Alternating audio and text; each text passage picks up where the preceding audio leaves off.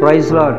ఈ సమయంలో దేవుని యొక్క వాగ్దానం నుంచి దేవుడు మనతో ప్రతినిత్యము మాట్లాడుతున్న మాటల్లో దేవుని యొక్క వాక్యం ద్వారా దేవుడు మనతో ఎంతగానో మాట్లాడుతూ ఉన్నాడు.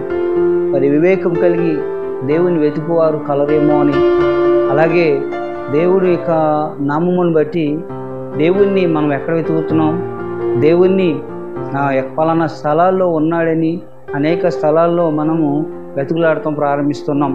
అలాగే పలానా పుణ్యక్షేత్రాల్లో దేవుడు ఉన్నాడని, లేకపోతే దేవుడు అక్కడే ఉండి మనతో మాట్లాడతాడని చాలాసార్లు మనం ఆ యొక్క ప్రత్యేకత విధానానికి దేవునిని మనం ప్రత్యేకిస్తున్నట్టుగా మనం చూస్తున్నాం.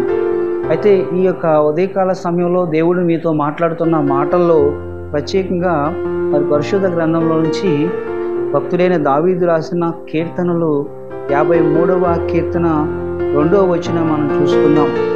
వివేకం కలిగి దేవుని వెతుకువారు కలరేమో అని, దేవుడు ఆకాశం నుండి చూచి నరులను పరిశీలించను. వివేకం కలిగి దేవుని వెతుకువారు కలరేమో అని దేవుని యొక్క వాక్యంలో ప్రభువే అంటున్నాడు. అలాగే రెండోదిగా దేవుడు ఆకాశం నుండి చూచి నరులను పరిశీలన చేయొచ్చును అంటున్నాడు. పరిశీలన, వివేకము అనే మాటను మనం జ్ఞాపకం చేసుకుంటున్నాం. మరి దేవుడు ఈ భూమి మీద ఆయన ఇక్కడున్నాడని పలానా స్థలాల్లో ఉన్నాడు అనే కాకుండా ఆయన అన్ని స్థలాల్లో ఉన్నాడు అనే విషయాన్ని మనం నమ్మాలి. రెండోదిగా దేవుడు తగిన జ్ఞానంలో ఆయన వాక్యాన్ని మనం ధ్యానించడం ద్వారా వివేక స్వల్లాపములు దేవుడు మనకు అనుగ్రహించేవాడుగా ఉన్నాడు. వివేకము కలిగిన వాడు సమస్య వచ్చినప్పుడు దాన్ని ఎట్లా తప్పించుకోగలగాడో అటు యొక్క ఆలోచన దేవుడు అనుగ్రహిస్తాడు. అట్లాగే మరి వివేకం కలిగి దేవుణ్ణి వెతుకువారు కలరేమో అని, దేవుడు తాను ఉద్దేశించిన ప్రతిదీ కూడా ఒక ప్రత్యేకంగా ఆ ప్రత్యేకమైన విషయాన్ని ఆయన సృష్టికర్త అయిన దేవుడు ఆయన మనకి కావలసిన ప్రతిదీ కూడా మరి సంసిద్ధం చేసేవాడుగా ఉన్నాడు. మరి ఈనాడు డిజిటల్గా ఎన్నో విధానాలుగా అభివృద్ధి పడింది మన యొక్క దేశంలో. అలాగే అకౌంట్స్ విషయంలో కూడా మనం గమనిస్తే మన దగ్గర ఏదైనా అకౌంట్ ఆపరేటింగ్ చేసినప్పుడు బ్యాంక్ నుంచి మనకి ఒక పర్సనల్ పిన్ కోడ్ వస్తుంది. ఆ పిన్ కోడ్ నువ్వు ఎంటర్ చేసినప్పుడే దాంట్లో ఉన్న నీ అకౌంట్స్ అనేవి దీనికి సంబంధించిన వాడు నీవే అని. అలాగే ఆ మెసేజ్ అనేది చాలామందికి అందినప్పటికీ కూడా దానికి సంబంధించిన పిన్ కోడ్ మాత్రం, ఆ కార్డు అనేక మంది దగ్గర ఉన్న దానికి సంబంధించిన పిన్ కోడ్ మాత్రం నీ దగ్గరే ఉంది.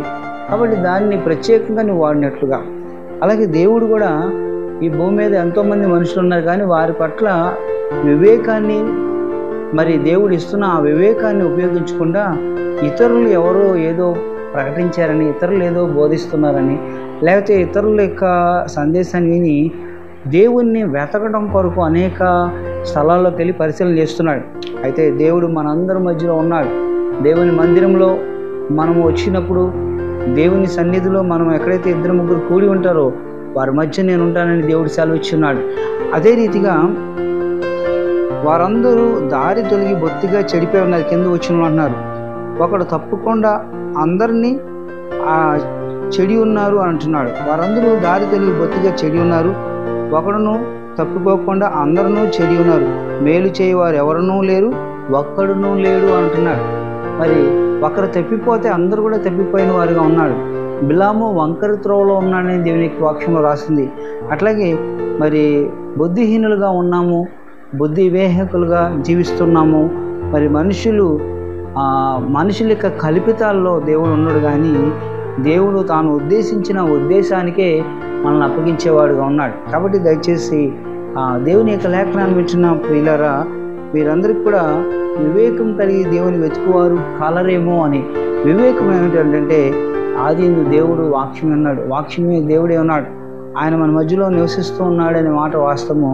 ఆయన ఆత్మస్వరూపిగా ప్రత్యేక విషయాల్లో కూడా దేవుడు మనల్ని ప్రత్యేకించున్నాడు. ఒక దినాన ఒక యవనస్తుడు, ఒక కుమారుడు, మరి ఆయన ఒక చిన్న బోట్ను తయారు చేశాడు. ఆ చిన్న బోట్ను తయారు చేసి ఆ చిన్న బోట్ను చాలా ప్రత్యేకంగా ఆ యవనస్తుడు ఎప్పటి నుంచో ఆ బోట్ని తయారు చేయాలనే ఉద్దేశంతో తయారు చేస్తుండగా ఆ యొక్క ఒక దినాన తన యొక్క స్నేహితుడిని స్కూల్ నుంచి హాలిడే రోజుని తన ఇంటికి తీసుకొచ్చినప్పుడు ఆ బోట్ను చూశాడు.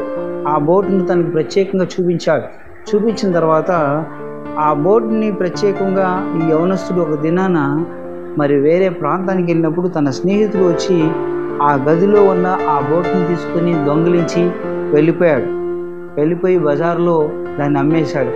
ఆ యవనస్తుడు ఆ సాయంకాలము ఇంటికి వచ్చి చూసేసరికి తన అలమరలో ఆ యొక్క బోట్ కనిపించబోయేసరికి మరి గమనించండి, అక్కడ చాలా ప్రత్యేకంగా ఆ యవనస్తుడు చాలా దుఃఖపడుతూ ఉన్నాడు, బాధపడుతూ ఉన్నాడు. దరిదాపు 3 దినాలు ప్రార్థనలో మరి ఆ యొక్క బిడ్డ ఎంతగానో మరి దేవుడు నమ్ముకున్నాడు, ప్రార్థించిన తర్వాత ఆ తండ్రి దుఃఖపడద్దు, పోతే పోయిందిలే, ఇంకోటి కొనుక్కోవచ్చు కదా అంటే, అది యాక్చువల్గా నా సొంతగా మేడ్ చేశాను, నేను సొంతగా దాన్ని క్రియేషన్ చేశాను, దాన్ని వేరే వాళ్ళు తయారు చేయరు డాడీ, దాన్ని ఎవరు కూడా తయారు చేసి ఉండరు, బహుశా దానికి ఒక ప్రత్యేకత ఉందని చెప్పి అంటున్నాడు. సరే, ఆ యవనస్తుడు చాలా స్థలాల్లో వెతుకుతూ ఉన్నాడు. ఒకరోజు ఒక షాప్కి వెళ్ళాడు, బజార్కి వెళ్ళాడు. చూస్తుండగానే ఆ యొక్క షోకేస్లో ఆ కబోర్డ్లో తను అనుకున్న యొక్క బోట్ కనబడుతుంది. వెంటనే ఆ షాప్ యజమాని అడుగుతున్నాడు, అంకుల్ ఈ బోట్ మీకు ఎక్కడిది అంటున్నాడు. భలేవాడువయ్యా, ఇది చాలా ప్రత్యేకంగా తయారు చేయబడింది, ఈ బోటు ఇది మరి హ్యాండ్తో తయారు చేయబడింది, వేరే ఆ మిషనరీతో కాదని చెప్పినప్పుడు ఆ యవనస్తుడు అన్నాడు, ఈ యొక్క బోటును తయారు చేసింది నేనే అంటున్నాడు. కానీ అతను అంటున్నాడు, ఇది కాదు, నేను ప్రత్యేకించి బజార్ నుంచి కొన్నాను అన్నాడు.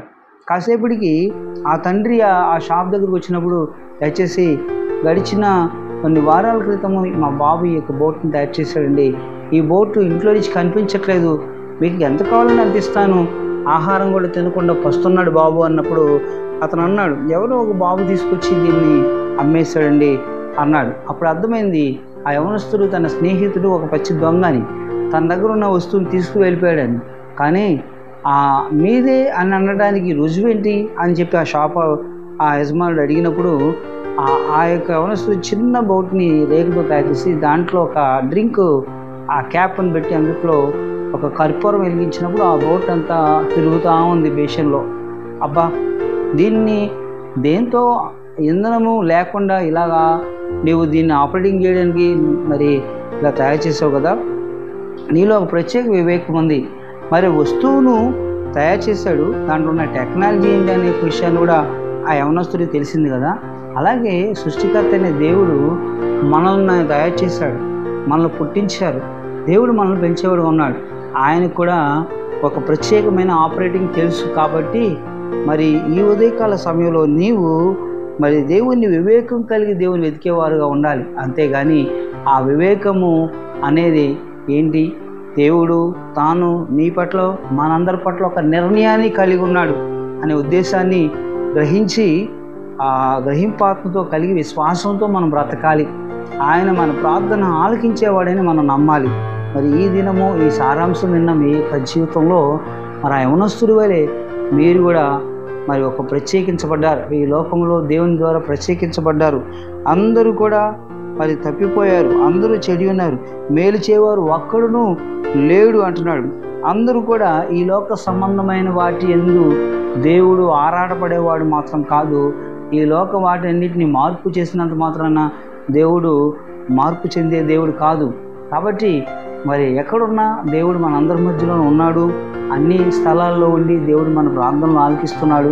మనకంటూ ఒక ఆత్మీయ సంఘాన్ని, పరిశుద్ధతను దేవుడు మనం ఏర్పాటు చేసిన స్థలంలో ఒక ప్రత్యేకంగా ఈ స్థలమందు నా దేవునికి నేను అవకాశం ఇచ్చానని మనం నిర్మించబడుతున్న ఆ మందిరాల్లోకి, దేవుని మందిరానికి వచ్చి ప్రార్థించినప్పుడు దేవుడు తప్పకుండా మన ప్రార్థన ఆలకిస్తాడు. అక్కడ ఆ స్థలం అనేది మనం ప్రత్యేకించబడం, కానీ ప్రత్యేకమైన స్థలం పరలోకంలో ఉంది. కాబట్టి మరి దీని ముందు ఈ వర్తమానం విన్న మీ జీవితంలో మరి దేవుడు యొక్క సన్నిధిలో మరి మోకరించి ప్రార్థించినట్లయితే వివేకం కలిగి దేవుని వెతకాలని, దేవుణ్ణి ఆయన కనుగొనాలని, అంతేగాని బుద్ధిహీనతను కలిగి మనం జీవించకూడదని, దేవుడు పరమానందంగా మన ప్రార్థన ఆలకిస్తాడని మనం నమ్మి దేవుడి సన్నిధిలో ఎక్కడ నిలబడినా దేవుడు నా ప్రార్థన ఆలకిస్తాడని విశ్వసించి బలముగా దేవుని మీద విశ్వాసం కలిగి ఉన్నాం. ఈ కొద్ది మాటలు దేవుడు దీవించును గాక. ఆమేన్. God bless you all.